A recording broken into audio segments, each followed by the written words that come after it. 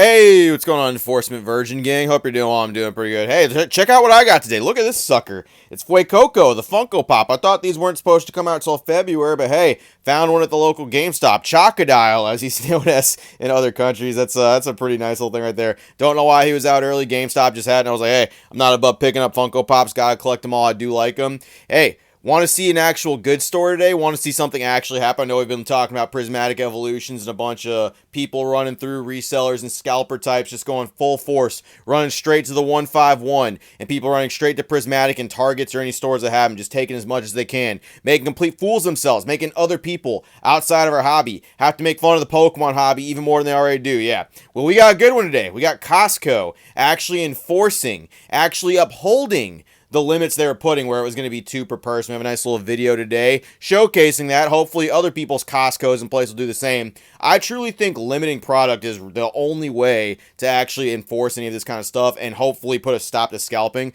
The problem is someone actually has to do it. People could say product printing, blah, all this other stuff too. Yeah, product printed, all that stuff too. People don't have to act like absolute animals over product. There's not enough product for everybody. Boo-hoo. Get over it. Get your 2. Go to the fucking back of the line. Go home, get out, and that's how it should be. We shouldn't be punching or throwing any stuff for fucking $30 worth of profit. So let's check out this video, let's look at it, and let's see what actually happens when the good timeline prevails.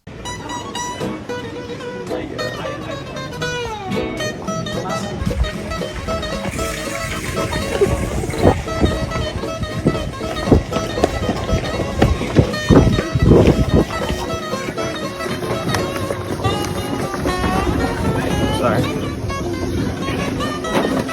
Yes, I know this story looks a lot like a lot of the other ones you've seen where people are really just grabbing as much of the stuff as they can and they're just putting it, they're just shoving it into their mouths, putting their gullet, putting their carts as fast as they absolutely can. Do not worry. I had the same thought whenever I was looking at this too. I was like, oh boy, another one of these stories right here, another one of these things happening. I got this video from Cardex Haunter on Instagram. Don't know if it's originally theirs. Saw this floating around. I'll drop a link in the description below. But it gets better. That's not how it ends. I know you look at that. You're like, oh boy, what else is new? People being absolute freaking Neanderthals once again. People being absolute face dwellers, people being absolute ceiling grabbers, and going for as much product as they can. Hey, oh, it gets better. Watch. Sorry.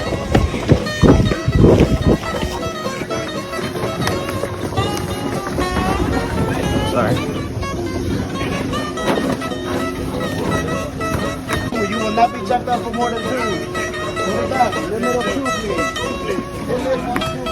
Savagery. Yeah, Costco's doing their job. Limit of 2. That's what I'm talking about.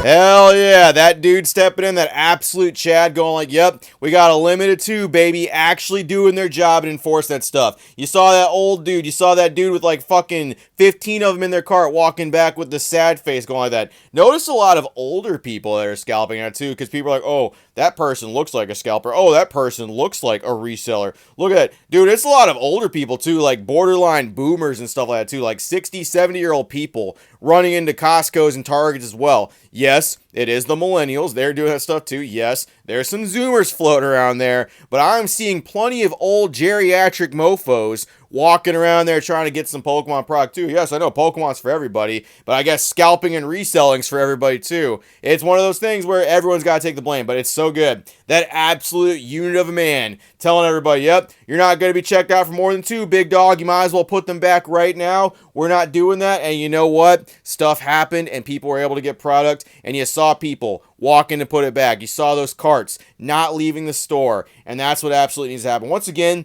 I think limiting product is the only thing that people listen to. I think it's the only thing that actually prevents anybody from doing stuff, and it's got to be enforced. It can't be like Target where they put up a sign and they just hope to God, they just pray that they're actually able to identify the resellers and be able to tell them, hey, we don't do that for resellers, okay? We don't tell them to resell, and they're just identifying just random people. I'm sure if someone saw me walking around or something like that, I look like a reseller or a scalper too. I dress like an absolute bum when I go out, and it's mostly so people don't bother me. It's just one of those things where it's like, yeah, I don't have any money. You probably have more money than me, honestly. Most people out there probably do. I'm just going to the store to buy a couple things. And if I happen to go and get some product, if I happen to go and get some stuff, then yeah, I don't really want people talking to me or anything like that outside. Like if people happen to see or say hi, or someone from work or someone I know personally, that's a little bit different. But just random like side conversation at the Pokemon aisle when I know 75% of the people are there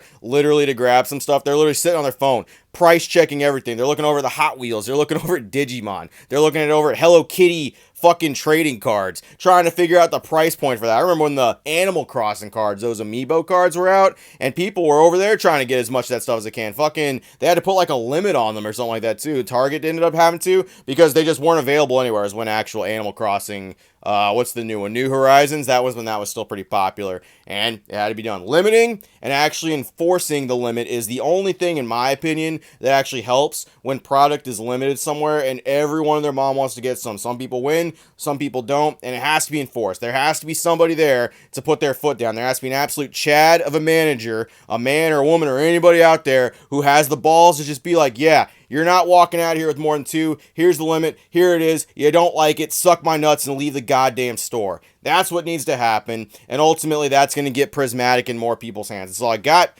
Appreciate it, Virgin Gang. See you later. Hey, I told you it was a good story. I told you we got some good stuff.